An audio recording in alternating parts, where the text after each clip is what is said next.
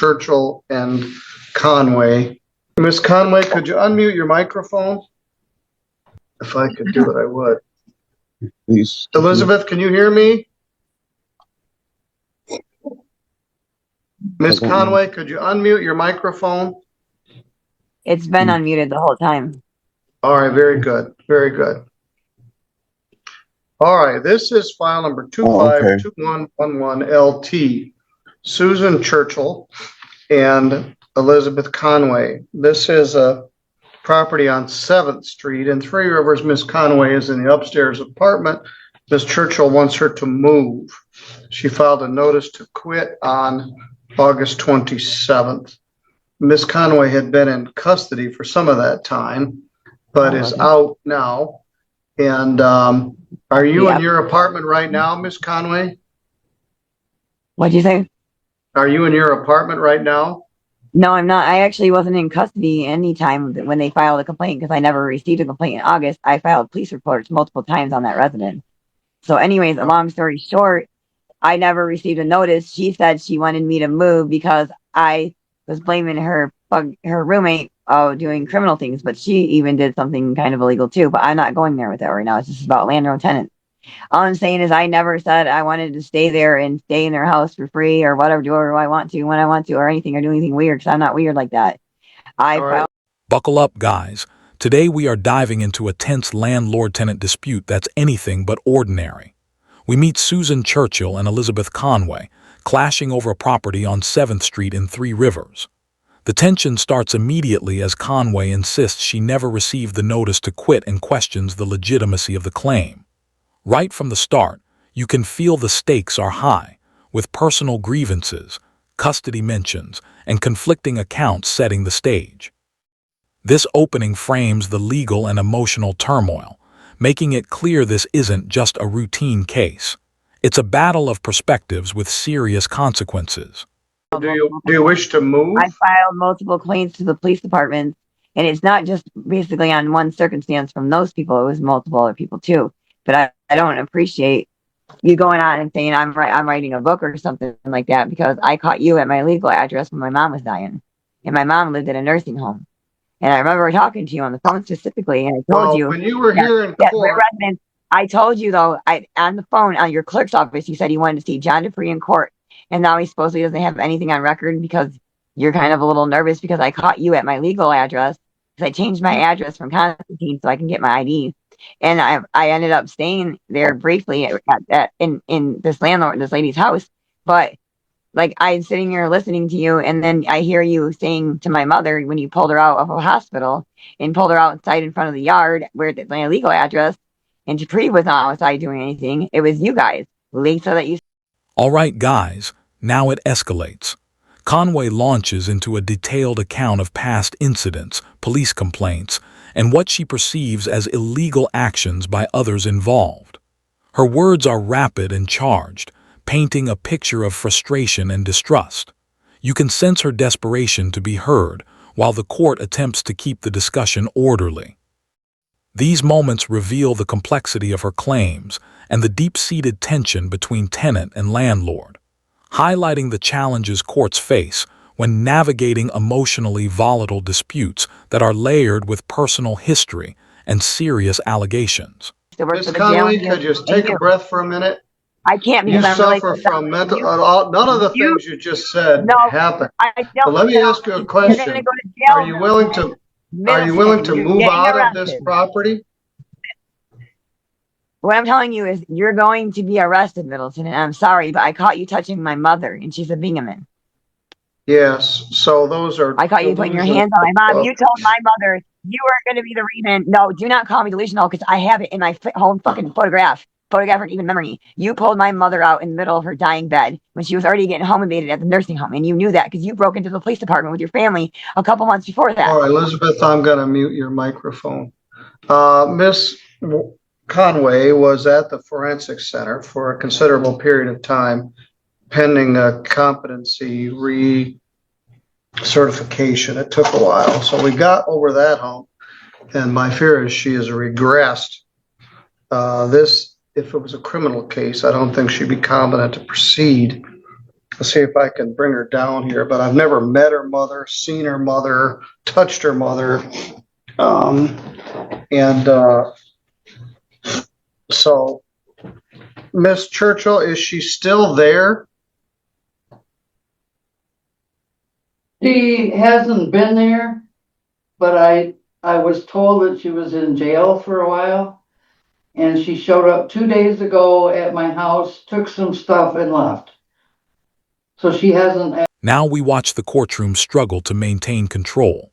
The judge intervenes, mooting Conway and summarizing her forensic history, highlighting her time in the competency evaluation process.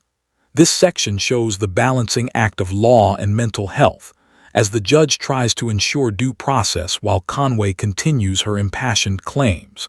Suspense builds as viewers are left wondering if Conway will calm down enough to participate effectively. Every word counts, and the tension in the courtroom reflects the stakes, showing how delicate and unpredictable these proceedings can be. Actually stayed in the apartment for a while, but she was never paying rent. She was never supposed to be a tenant. She told me that's where she was going to go when I let her out of jail. So let's bring her back. Complaint against Middleton for touching All right, my mother. Elizabeth, do you wish to stay dying here at bed. this property? Do I want to stay at the property? Do you think I want to Yes. stay at that property after 3 hours PD threw me 100 miles an hour to Kalamazoo for more than one person, but to do a rape kit with her fucking tenant after he tried to murder me because he was afraid I was going to report rape Which kit? case are these? Do you understand the words that are coming out of my mouth right now? And then you have this woman fucking hostage me with guns, and that guy's up there tampering every pack of tickets I have that I paid $10 back for, trying to hostage me there because he was touching me when I first moved in there. This is the peak of the emotional storm. Conway's voice rises, filled with accusations, past grievances, and claims of abuse surrounding her and her mother. It's raw, intense, and impossible to ignore. You feel the weight of her frustration, and the courtroom's efforts to regain composure add to the suspense. This is a moment where the human element of the legal system becomes starkly visible, the collision of law, trauma, and accountability. For viewers, it's a dramatic, compelling window into why these disputes are rarely straightforward, and why every detail matters in court. I don't want to fucking hear it. Elizabeth, you're not doing well at all. I'm not doing this with you because you broke the law, Middleton. You brought my mother out in her dying bed a month ago, and you were in the middle of the road in the middle of the night saying, I'm not losing my job because of you, Teresa Winrick. Basically, you didn't say her name, but she was dying. And Dale Carlisle was out there too. And you're not going to just blame it all on these two people anyways, because you guys were touching my fucking Elizabeth, mother. you are in an acute psychotic Middleton, episode. I am not. I'm going to continue this to Here, the court clarifies the legal reality. Conway is established as a tenant at sufferance, without a lease and not paying rent. The judge carefully explains the limits of authority while highlighting the eviction timeline. The suspense shifts from personal drama to procedural strategy. Viewers get a clear picture of the consequences and the legal mechanics at play, while also feeling the tension of whether Conway will comply. This section is a critical bridge, linking courtroom procedure to real-world impact, showing how law and human conflict intersect in high-stakes property disputes. 2:30 on November 17th.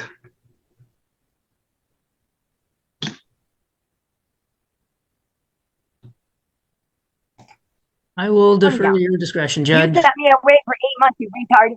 You sent me away for 8 months saying I needed a psych bail and I needed to learn what the law meant. So it took me 5 months to learn stuff about the law because whenever I've been in trouble, I'll plead guilty if I can get out. Because one time you put me in jail for missing a video court on disordered person when I was a victim and stuff like that. And then you wanted to cut my Elizabeth, bond for we're going to $25,000. continue this You cut my matter job for to next $25,000.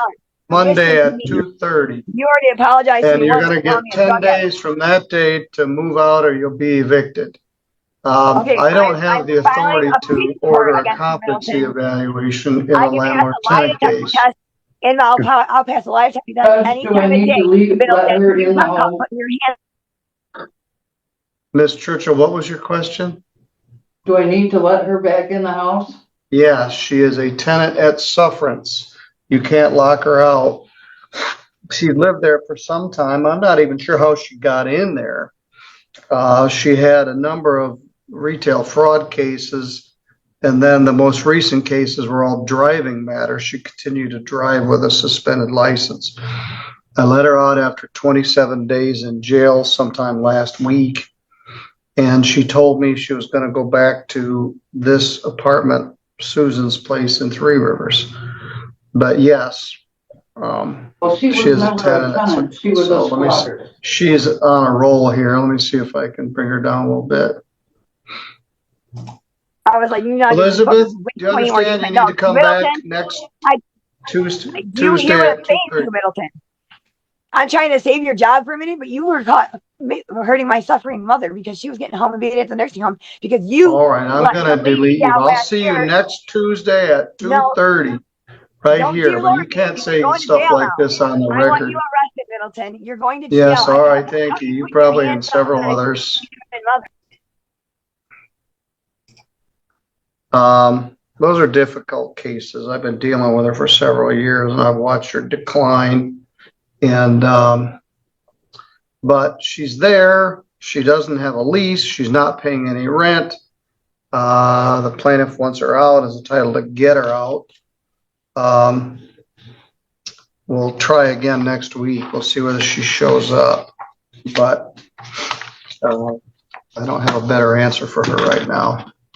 All right, Mr. Bush, I'm going to take a minute. Ms. Churchill, I wish I had a better answer for you too. Somehow you let her in there and now she has tenant status and I can't just summarily kick her out.